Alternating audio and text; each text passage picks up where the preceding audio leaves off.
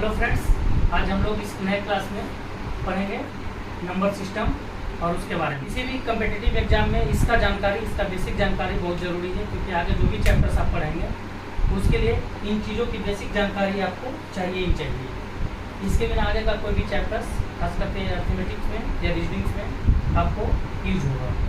तो सबसे पहले हम लोग जानते हैं कि नंबर्स क्या है। इन नंबर्स के बारे में आप जानते होंगे, जनरली नंबर्स 10 है, 0 से लेकर के 0, 1, 2, 3, 4, 5, 6, 7, 8, 9 नंबर है जो कि पूरे मैथमेटिक्स में हर जगह पे आपको मिलेगा।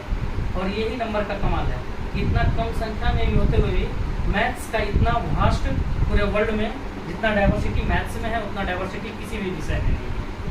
और अगर आप लोग इस नंबर्स के साथ खेलना सीख लिए तो मैं आपको गारंटी करता हूँ कि आपका ये न सिर्फ मैथ्स बल्कि रीजनिंग भी आपको किसी भी कम्पिटिटिव एग्जाम में सबसे आसान हो जाएगा। और सबसे अच्छी बात है रीजनिंग और मैथ्स की, ये सबसे स्कोरिंग सब्जेक्ट होता है। आप किसी में कम अधिक ला सकते हैं, लेकिन अगर आप मैथ्स पूरा बनाते हैं या रीजनिंग पूरा बनाते हैं तो 50 में 50 या 15 में 15 आ सकता है। तो चलिए इसको हम लोग नंबर्स को जनरली ये नंबर जो है दो भाग में डिवाइडेड है, फेस वैल्यू और एक प्लेस वैल्यू। आप इन दोनों में स्टूडेंट्स को बहुत ही कन्फ्यूजन होता है कि फेस वैल्यू क्या है और प्लेस वैल्यू क्या है। इसको आप इस तरीके से समझिए कि फेस वैल्यू का मतलब है आपका चेहरा। आप कहीं भी चले जाएं तो आपको आपके नाम से ही जाना जाएगा, चाहे आप दिल्ली चले जाएं, पंजाब चले जाएं, कलकत्ता चले जाएं, आप पेड़ पर चले जाएं, पहाड़ पर चले जाएं। तो उसी तरीके से अगर मान लीजिए कि कोई संख्या है 173 721 2937, तो अब यहाँ देखिए कि हम लोग 7 मान लिया आपका चेहरा है, ये कहीं भी चला जाए, चाहे तो ये 1 प्लेस पे हो, 10 प्लेस पे हो या 100 प्लेस पे हो, ये कहीं भी रहे तो फेस वैल्यू का मतलब है कि इसका वैल्यू 173 में 7 का फेस वैल्यू 7, चाहे वो 721 है इसमें 7 का फेस वैल्यू 7, 2937 है इसमें 7 का वैल्यू 7। अब है कि प्लेस वैल्यू क्या है। प्लेस वैल्यू को इस तरीके से समझिए कि आपकी उपयोगिता, आपकी निजी जिंदगी में उपयोगिता। आप अभी यहाँ कोचिंग में हैं, स्कूल में हैं, तो आप यहाँ के लिए स्टूडेंट्स हो गए। मान लिया आप अपने घर में चले गए तो प्लेस आपका चेंज हुआ, आप अपने पिता के लिए पुत्र हो गए, अपने माँ के लिए पुत्र हो गए, बहन के लिए भाई हो गए। इसी तरीके से अगर इसी में हम देखें कि 173 721 और 1397 है। अब इसमें देखिए यहाँ 7 का प्लेस जो है कौन से प्लेस पे है, यूनिट प्लेस पे है, इकाई अंक में है। हम लोग पढ़ते हैं ना इकाई, दहाई, सैकड़ा, हजार, तो इसका मतलब ये यूनिट प्लेस पे, यानी 7 × 1 तो 7। यहाँ इसका प्लेस वैल्यू 7 का हो गया 7। इसमें अगर जोड़ेंगे तो ये किस प्लेस पे है, 10 प्लेस पे है ना, 10 प्लेस पे है। तो इसका वैल्यू हो गया 7 × 10 यानी 70। ये किस प्लेस पे है, 100 प्लेस पे, यानी इसका वैल्यू यहाँ 7 का प्लेस वैल्यू हो जाएगा 7 × 100 = 700। तो यही अंतर है फेस वैल्यू और प्लेस वैल्यू में, कि फेस वैल्यू में उसका वैल्यू चाहे वो किसी भी जगह पे रहे बदलेगा नहीं, प्लेस वैल्यू में जगह के अनुसार उसका वैल्यू बदलता रहता है। कंसेप्ट क्लियर है, कोई दिक्कत? इसको मिटा देते हैं।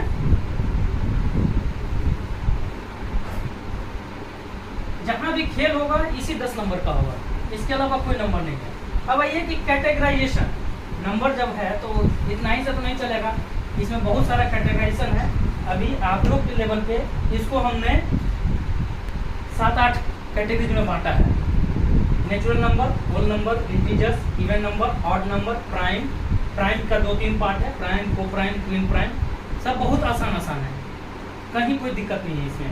कंपोजिट नंबर, परफेक्ट नंबर, और इन जब ये सारा नंबर आप जान जाएंगे, इसके बाद है रेशनल नंबर और इरेशनल नंबर, दो, जो कि आगे के क्लासेज में आपको मेनली ये सब यूज होने वाले हैं। तो एक एक चीज़ को हम लोग ध्यान से देखेंगे कि कौन सा नंबर किस कैटेगरी में आएगा। एक नंबर एक से अधिक कैटेगरी में भी आ सकता है, और बहुत मज़ा आने वाला है अब जब इसके साथ खेलेंगे। तो नेचुरल नंबर होता है कि जो भी काउंटिंग नंबर है आपका, काउंटिंग आप गिनते हैं तो 1 से गिनते हैं, तो 1 2 3 4 जहाँ भी चले जाइए इन्फिनिटी तक, लास्ट लाख, 2 लाख, 4 लाख, 10 लाख, करोड़, ये सारा नंबर्स जो है वो नेचुरल नंबर्स में आता है। जब आगे आप पढ़ेंगे तो हर जगह इसको जो है एन से, कैपिटल एन से इसको डिनोट करेगा। तो जहाँ भी कैपिटल एन लिखा रहे तो आप समझ लीजिए कि ये हमारा नेचुरल नंबर है। हिंदी मीडियम के छात्रों के लिए ये इसको प्राकृतिक संख्या बोलते हैं। नंबर की शुरुआत जो काउंटिंग नंबर से है, अगर इसी में जो यहाँ पे 0 है इसको ऐड कर दें, यानी 0, 1, 2, 3, 4 से लेकर के इन्फिनिटी तक, तो ये हमारा हो जाएगा होल नंबर, यानी कि पूर्ण संख्या। इसको हम लोग W से डिनोट करते हैं। कोई दिक्कत नेचुरल नंबर और होल नंबर में? नेचुरल नंबर हो गया आपका काउंटिंग नंबर 1 से लेकर के, और उसमें अगर 0 मिला दिए तो वो हो गया हमारा होल नंबर। अब देखिए दो चीज पर होंगे, एक पॉजिटिव नंबर धनात्मक संख्या और एक नेगेटिव नंबर ऋणात्मक संख्या। पॉजिटिव नंबर और नेगेटिव नंबर, तो जैसे ये संख्या है 1, 2, 3, 4, तो इसके साथ -1, -2, -3, -4 भी हो सकता है। तो इस तरीके से कहाँ जाएगा, माइनस इन्फिनिटी तक चला जाएगा, माइनस अनंत तक, जो भी बड़ी से बड़ी संख्या है। तो माइनस इन्फिनिटी से लेकर के -4, -3, -2, -1, 0 और फिर प्लस में, यानी 1, 2, 3, 4, 5, 6 लेकर के इन्फिनिटी तक, तो ये हमारा कहलाएगा इंटीजर्स, जिसको कि हम कैपिटल I से डिनोट करते हैं। ठीक है, यानी कि अगर नेचुरल नंबर और होल नंबर, नेचुरल नंबर से एक 0 ऐड करेंगे तो होल नंबर हो गया, और अगर होल नंबर का पॉजिटिव और नेगेटिव दोनों साइड लेंगे, जो कि नंबर सिस्टम जब नंबर लाइन पे हम लोग आगे पढ़ेंगे किसी क्लास में, अगले क्लास में, तो आप देखिएगा कि इस तरीके से नंबर रहते हैं नंबर सिस्टम नंबर लाइन पे। एक कहीं हम लोग ओरिजिन मान लेते हैं 0, और इसके दाहिने तरफ 1, 2, 3, 4, 5 लेकर के इन्फिनिटी तक, और इधर -1, -2, -3, -4, -5 से लेकर के माइनस इन्फिनिटी तक। तो ये माइनस इन्फिनिटी से इन्फिनिटी तक का जो रेंज है यही आपका इंटीजर्स हो गया। ठीक है, ये एक अलग क्लास में हम लोग पढ़ेंगे नंबर लाइन। अब आइए इवन नंबर और ऑड नंबर। अब ये जो आपका नंबर है, आपका जो होल नंबर है, होल नंबर या नंबर सिस्टम का पहला चीज नेचुरल नंबर 1, 2, 3, 4, 5 से लेकर के इन्फिनिटी तक, इसको 2 पार्ट में डिवाइड कर दिया है। यानी एक तरीके से समझिए कि नेचुरल नंबर पिताजी हो गए और इसका 2 पुत्र हो गया नेचुरल नंबर का इवन नंबर और ऑड नंबर। अब 1 से शुरू कीजिए, तो 1 हो गया आपका ऑड, तो 2 हो गया इवन, 3 हो गया ऑड, 4 हो गया इवन, 5 हो गया ऑड, 6 हो गया इवन, 7 हो गया ऑड, 8 हो गया इवन। इस तरीके से ये बढ़ता जाएगा, यानी एक एक छोटे 1, 3, 5, 7, 9, 11, 13, 15, 17, इधर हो गया 2, 4, 6, 8, 10, 12, 14, 16, 18, 20, इस तरीके से। अब हम लोग पकड़ेंगे कैसे, इसका पहचान बता देते हैं कि अब कोई भी नंबर बड़ा सा बड़ा नंबर रहे, बड़ा सा बड़ा नंबर रहे,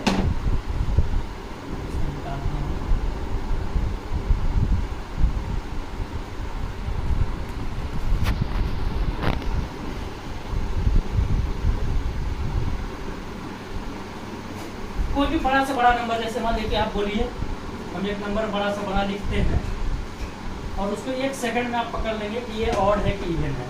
मान लीजिए एक नंबर लिखे 1, 3, 7, 9, 2, 0, 5, 2, 7, 3, 4, 2, 7, 6, 9, 8, इतना बड़ा एक नंबर लिख लिए। अब इसको हमको पता करना है कि ऑड है कि इवन है, तो कुछ नहीं करना है, बाकी सबको बुझाइए। लास्ट अंक देखिए, लास्ट अंक में अगर 0, 2, 4, 6, 8 ये 5 रहे तो ये इवन है हमारा, और अगर 1, 3, 5, 7, 9 होगा तो ये हमारा ऑड है। कोई दिक्कत पहचानने में, बड़े से बड़े नंबर में कोई दिक्कत नहीं है। तो हम लोग देखिए इवन नंबर क्या है और ऑड नंबर क्या है। यानी नेचुरल नंबर को 2 पार्ट में डिवाइड किया जा सकता है, इवन नंबर और ऑड नंबर। अब आप पूछिए 0 क्या है, इवन है या ऑड है? तो 0 ना तो इवन है ना ऑड है। 0 एक बहुत ही मजेदार संख्या है। उसके बारे में हम लोग एक अलग क्लास में पढ़ेंगे, पूरा का पूरा उसमें हम बताएंगे जीरो के बारे में। मिटा देते हैं इसको। प्राइम, को प्राइम और ट्विन प्राइम, ये बहुत ही तीनों मजेदार चीज है। प्राइम नंबर का मतलब हुआ कि एक, जैसे यहाँ पे जो भी इवेन या ऑड अंक है तो किसी न किसी अंक से भाग लग रहा था या नहीं भी लग रहा था, तो वैसी संख्या, जैसे इवेन के बारे में हम बताए 2, 4, 6, 8, 10, 12, और बताए 1, 3, 5, 7, 9, 11, 13, इस तरीके से।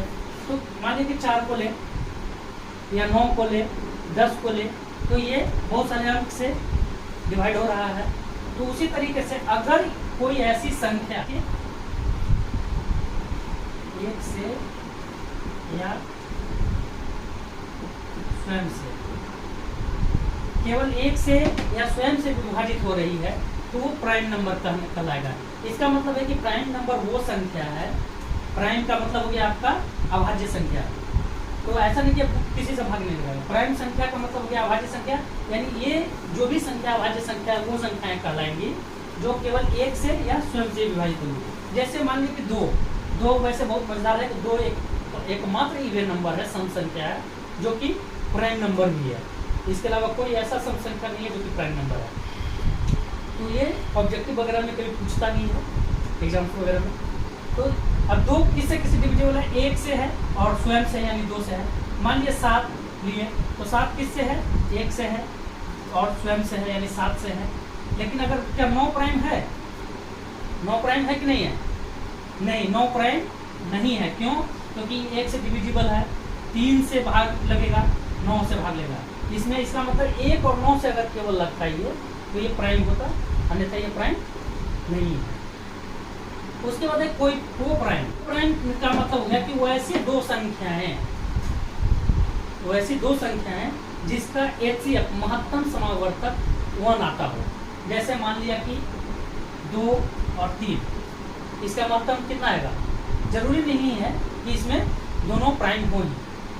जैसे 8 और 9, 8 तो प्राइम नहीं है लेकिन 9 भी प्राइम नहीं है। लेकिन अगर इसका महत्तम समावर्तक हम निकाले, HCF निकाले, तो HCF कितना आएगा? 1 आएगा। इसका मतलब ये दोनों, ये पेयर ऑफ को प्राइम है, ठीक है।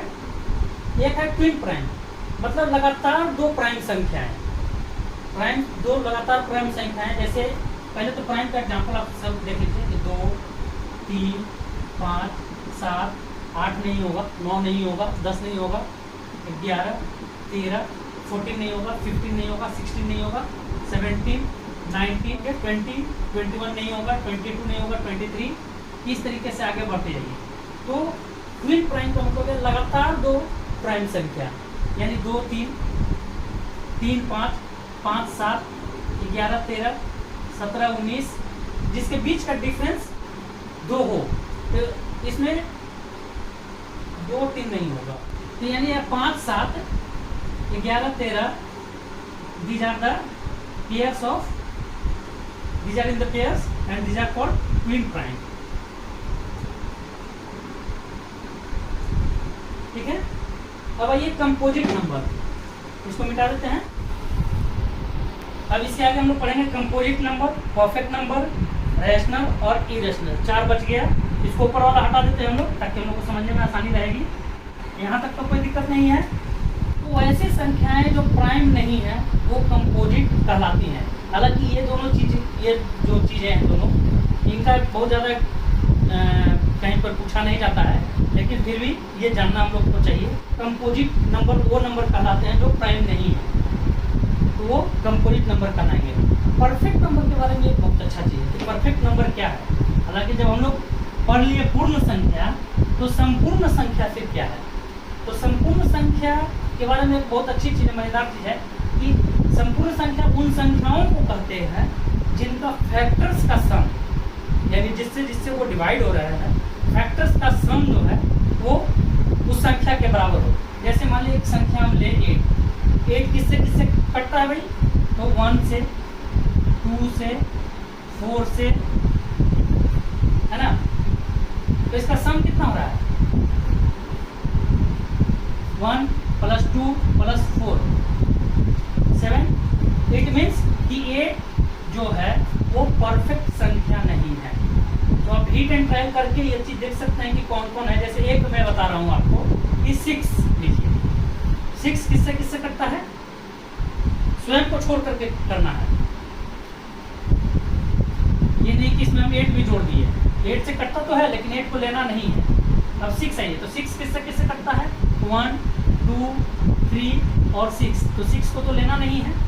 अब इसको जोड़िए, तो 1 + 2 + 3 = 6 है। यानी कि वैसी संख्या है जिनका फैक्टर का सम स्वयं संख्या आ जाए तो वो संख्या क्या कहलाएगी?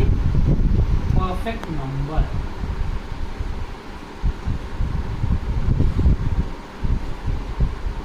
ठीक है, ये बहुत मजेदार है। तो आप लोग कमेंट में ये करके बताएंगे कि ऐसी 5 और परफेक्ट नंबर आप हिट एंड ट्रायल मेथड से आगे बढ़ के चेक करके कमेंट में 5 जो है परफेक्ट नंबर डालिए। अब आइए हम लोग आगे बढ़ते हैं और जिस चीज का सबसे ज्यादा उपयोग आगे होने वाला है उसके बारे में रेशनल नंबर और इरेशनल नंबर। रेशनल नंबर में 3 चीज देखना है, सिर्फ 3 चीज देखना है और हम लोग पता कर सकते हैं कि ये रेशनल नंबर है कि नहीं है, परिमेय संख्या है कि नहीं है। परिमेय अगर होगा तो लिखेंगे हाँ परिमेय संख्या है, अगर परिमेय नहीं होगा तो अपरिमेय हो जाएगा ये। जैसे कोई भी संख्या जो p/q के फॉर्म में हो, पहला कैटेगरी। दूसरा इसी में होना चाहिए q ≠ 0, ठीक है। और p and q are integers, मतलब ये पूर्णांक होना चाहिए। यही 3 कैटेगरी है। अगर ये तीनों फॉलो करेगा तो हम कहेंगे कि ये परिमेय संख्या है। अगर तीनों में से एक भी नहीं फॉलो करेगा तो ये परिमेय संख्या नहीं रह जाएगा। फिर उसके बारे में हम लोग बाद में बताएंगे कि वो परिमेय नहीं रहेगा तो क्या जरूरी है कि अपरिमेय हो ही। हमने अभी बताया कि मैथ्स का बहुत वास्ट डायमेंशन है और बहुत सारी चीज़ें हैं जो इस लेवल पे आप नहीं समझ सकते हैं। तो इसको हम लोग आगे बताएंगे कि अगर वो परिमेय नहीं है तो क्या जरूरी है कि अपरिमेय ही होगा या और कुछ भी हो सकता है। तो जैसे कोई एग्जाम्पल हम ले कि 2/7 जनरली भिन्न के रूप में जो भी संख्याएं हैं वो परिमेय संख्याएं होती हैं। 2/7 तो यहाँ p/q के फॉर्म में, p/q के फॉर्म मतलब कि अंश बटा हर, अंश और हर के रूप में है। हर 0 नहीं होना चाहिए। मान लिया कि 7/0 एक लिख दे तो ये परिमेय संख्या नहीं होगी। क्यों? क्योंकि इसका जो दूसरा कंडीशन है ये पूरा नहीं हो रहा है। और p and q इंटीजर्स, जैसे मान ली -7/2, -7 इंटीजर्स है हम लोग को, है ना, -∞ से लेकर के +∞ तक जो भी संख्याएं हैं वो इंटीजर्स कहलाती हैं। तो ये भी एक परिमेय संख्या है। यानी परिमेय संख्या पहचानने का 3 चीज है होना चाहिए कि वो अंश बटा हर यानी p/q के रूप में होना चाहिए, हर 0 नहीं होना चाहिए यानी डिनोमिनेटर जिसको बोलते हैं वो 0 नहीं होना चाहिए, और p और q जो है इंटीजर्स के रूप में होना चाहिए। ठीक है, कोई दिक्कत यहाँ देखिए। इसमें हम लोग सिर्फ बेसिक टर्म से पढ़ रहे हैं कि नंबर सिस्टम, एक नंबर को देख कर हम लोग बता सकते हैं कि नंबर क्या है, इवन है, ऑड है, कंपोजिट है, नेचुरल नंबर है, होल नंबर है, क्या है नहीं है। सो इरेशनल नंबर, इरेशनल नंबर का अपने आप में एक चैप्टर है, हालांकि कॉम्पिटिटिव एग्जाम में उसको नहीं पढ़ना है, लेकिन इरेशनल के बारे में थोड़ी बहुत जानकारी हम लोगों को रखनी चाहिए कि इरेशनल नंबर क्या होता है। तो इरेशनल का डेफिनेशन कहीं भी आप देखेंगे तो 2 ही चीज लिखता है उसमें, नॉन टर्मिनेटिंग और नॉन रिपीटिंग। जैसे मान लिया कि हम 2/3 लिखें तो इसको अगर डेसिमल में चेंज करें तो क्या होगा, 0.666666 चला जाएगा, इसके आगे कुछ नहीं होगा। या 4/3 लिखें तो 1.3333, इसको हम लोग ऐसे करके लिखते भी हैं। 0.6 का रेकरिंग वर्ड इसको पढ़ते हैं। अगर एक से अधिक संख्या रहेगी है तो इसको हम लोग डैश कर देते हैं इस तरीके से। मान लीजिए 0.72 है, बार बार आ रहा है तो इस तरीके से कर देते हैं। आगे क्लास में हम बताएंगे कि डेसिमल इसको भिन्न को तो रेकरिंग में हम लोग चेंज कर लेते हैं, रेकरिंग को भिन्न में कैसे चेंज करेंगे, तो ये बड़ा मजेदार है।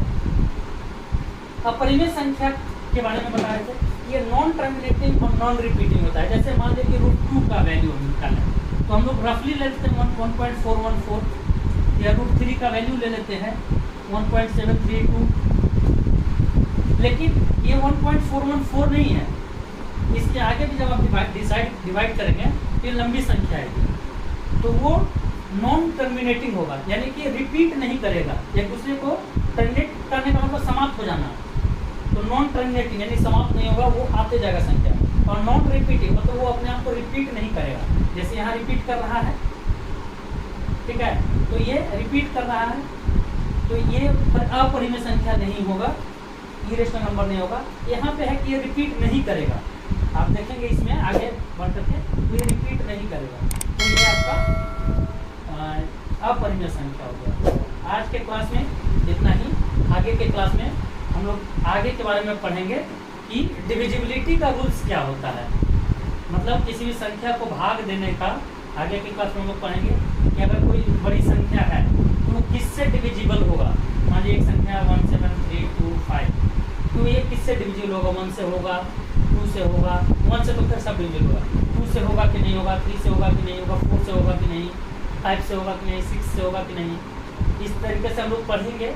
एटलीस्ट 11 तक का जनरली चेक किया जाता है कि 11 तक के रूल्स ऑफ डिविजिबिलिटी में हम लोग पढ़ते हैं, तो अगले क्लास में हम लोग वो चीज़ पढ़ेंगे। धन्यवाद दोस्तों, आज के लिए इतना ही।